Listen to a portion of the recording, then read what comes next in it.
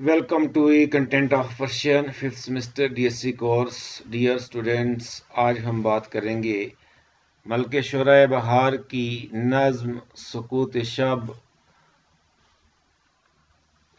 شب اور دماوند، یہ دونوں نظمیں ہمارے نصاب میں شامل ہیں۔ ان کی translation, explanation, summary, some and substance and central idea required. ملکہ شورائے بہار 1886 عیسوی تا 1951 عیسوی کے درمیانی شاعر، دور جدید کے اعلیٰ پایہ شعراء میں ان کا شمار ہوتا ہے۔ شاعری کے علاوہ بہار محقق، ادیب، معلم، مدیر اخبار اور سیاسی شخص کی حیثیت سے جانے جاتے ہیں۔ 1906 عیسوی میں ایران میں مشروطیت کا آغاز ہوا تو بہار انقلابیوں کے گروہ میں شامل ہوئے اور آزادی پر مقالات اور نظمیں لکھیں۔ نوبہار اور دانشکدہ جاری کیے۔ موجودہ کلام میں سکوت شب اسی نوعیت کی ایک کڑی ہے۔ فرماتے ہیں کہ آشفت روز برمن ازین رنج جان گزائی، بخشوئی برمن اے شب آرام دیر پائی، اے لکا ای سپید ز مغرب برو برو، وی کلہ سیاہ ز مشرق برا برائی، اے عصر زرد خیمہ تزویر برفگن، وی شب سیاہ چادر انصاف برگشائی، اے لیل مظلم از در فرقانہ وام گرد، وی صبح کاذب از پس البرز برمی آئی۔ آشفتن مصدر سے آشفت، پریشان ہونا۔ روز مجھے پریشان کرتا ہے، مجھے رنج دیتا ہے، میری جان کو کھاتا ہے، رنج فراہم کرتا ہے۔ کہتے ہیں کہ دن جو ہے یہ مجھ پر جان لیوا ہے، مجھے مصیبتیں ڈال کر پریشان کرتا ہے، اور اس کے مقابلے میں رات جو ہے بخشوئی برمن اے شب، اے رات مجھے دیر پا آرام بخش دے تو۔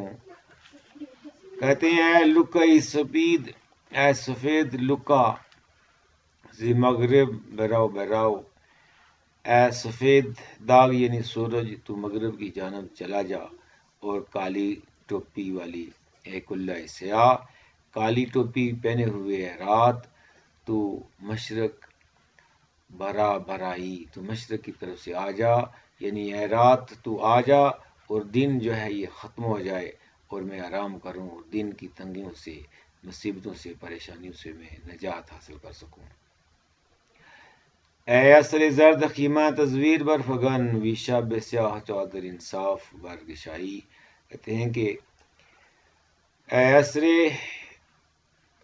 زرد خیمہ، شاعر عصر کے وقت سے مخاطب ہو کے اب کہتے ہیں کہ تو اپنے مکر فریب کے خیمے کو جلد از جلد اکھاڑ پھینک، اور سیاہ رات تو اپنی انصاف والی چادر بچھا دے۔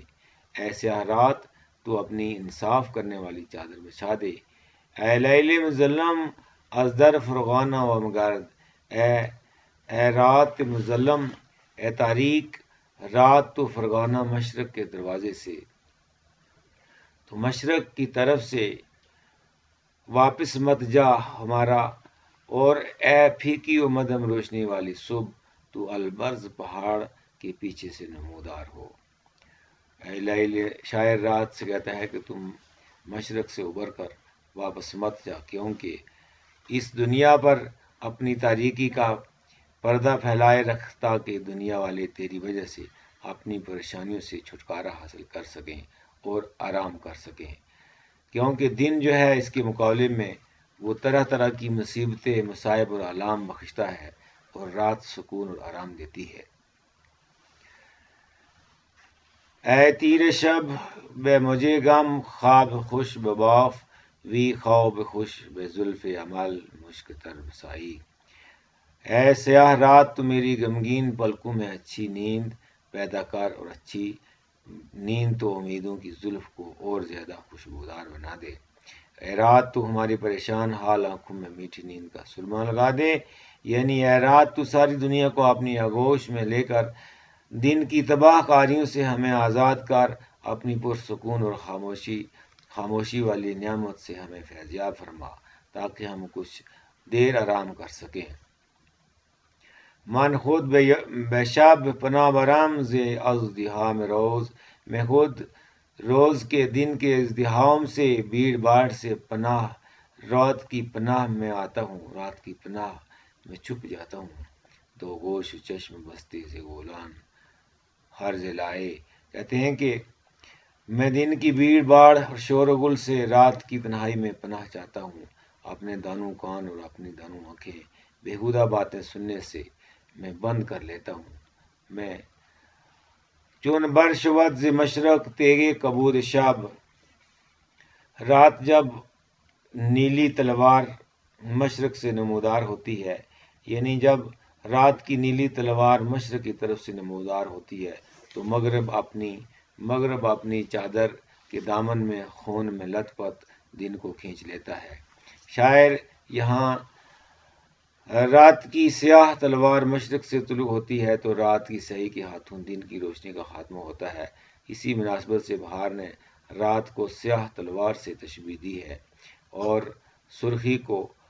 افق کے سرخی کو دن کا خون مانا ہے۔ جب مشرق سے رات کی سیاہی نمایاں ہوتی ہے تب سورج غروب ہوتا ہے اور شفق کی سرخی پھیل جاتی ہے۔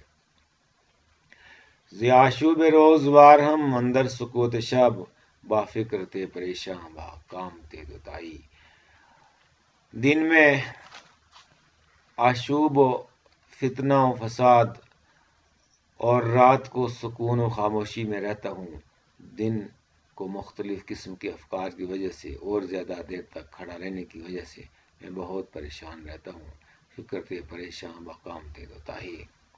آگے فرماتے ہیں کہ چون آفتاب خواست کشد، چون آفتاب خواست، جب سورج چاہتا ہے کہ پہاڑ کی چوٹی سے اپنا سر نکالے، سر ز تیغ کوہ، پہاڑ کی چوٹی سے اپنا سر نکالے، چنان بود کہ بر سر من تیغ سر گرائی، مجھے ایسے لگتا ہے کہ جیسے کسی نے میرے سر پر تلوار ڈال دی ہے۔ مجھے محسوس اس طرح سے ہوتا ہے کہ شاید کسی نے مجھ پر حملہ کر دیا ہے۔ گویم شباب صد گہر آبست نی ولیک، چندان دو صد ز دیدہ و فشانم تورا مزائی۔ گویم، میں کہتا ہوں کہ شباب صد گہر، یہ جو رات ہے یہ 100 گہر کو جنم دیتی ہے۔ 100 یعنی 100 ستارے، 100 ستارے، ہزاروں ستارے، سینکڑوں ستارے جو ہیں یہ نمودار ہو جاتے ہیں جب رات ہوتی ہے تو آسمان پر۔ گویا شاعر کا تصور ہے کہ یہ ستارے جو جنم دیے ہیں یہ ستاروں کو جنم دینے والی رات ہی ہے۔ چندن دو صد ز دیدہ فشانم تورا مزائے، اور کہتے ہیں کہ رات اگر تم 100 ستاروں کو جنم دینے والی ہے، میں تجھ پر 200 ستارے جو ہیں یہ 200 ستارے تم پر میں قربان کروں گا۔ اے تیغ کوہ را نظر ساعتی بھی بند، وی پے کے صبح در پس کے لہزائی بپائی۔ اے پہاڑ کی چوٹی، اے تیغ کوہ، اے پہاڑ کی چوٹی، تو اس راستے کو جہاں سے سورج طلوع ہوتا ہے ایک گھڑی کے لیے تو بند کر دے۔ اے تیغ کوہ راہ، راستہ جو ایک ساتھ کے لیے تو سورج کا راستہ بند کر دے، اس لیے کہ وی پے کے صبح در پس کے از لہزائی بپائی، اے پہاڑ کی چوٹی تو اس کا راستہ بند کر دے، سورج کا راستہ بند کر دے اور گھڑی کے لیے، اور اے صبح کے قاصد یعنی سورج تو پہاڑ کے پیچھے ایک لمحے کے لیے ٹھہر جا تاکہ میری رات لمبی ہو جائے، مجھے کچھ اور تھوڑا سکون حاصل ہو جائے۔ اے زرد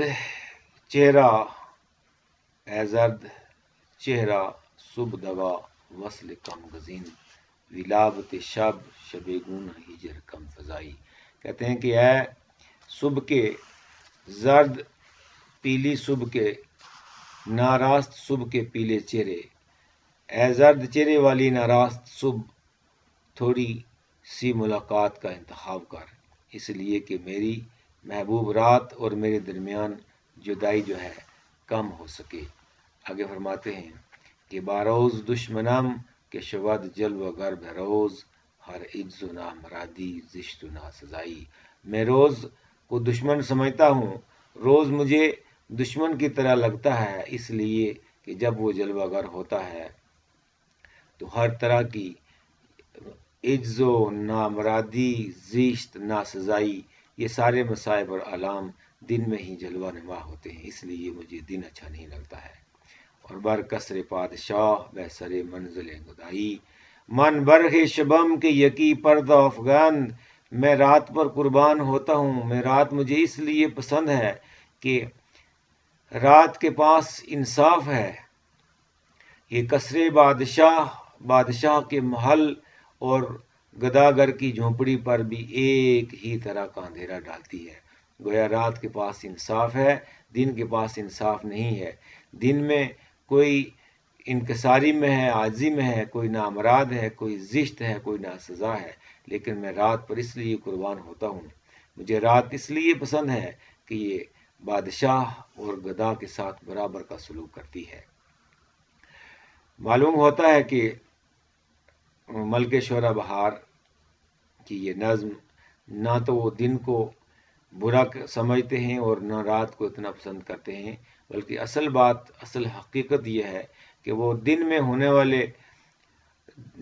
ہونے والی پریشانیوں کو ناپسند کرتے ہیں، عجز کو، نامرادی کو، زشت کو، ناسزا کو، ناانصافی کو، اور رات میں ہونے والے انصاف یعنی ایک ہی طرح کا اندھیرا جو کسر بادشاہ پر بھی چھا جاتا ہے اور منزل گدا پر بھی چھا جاتا ہے، اس لیے یہ رات کو پسند کرتے ہیں۔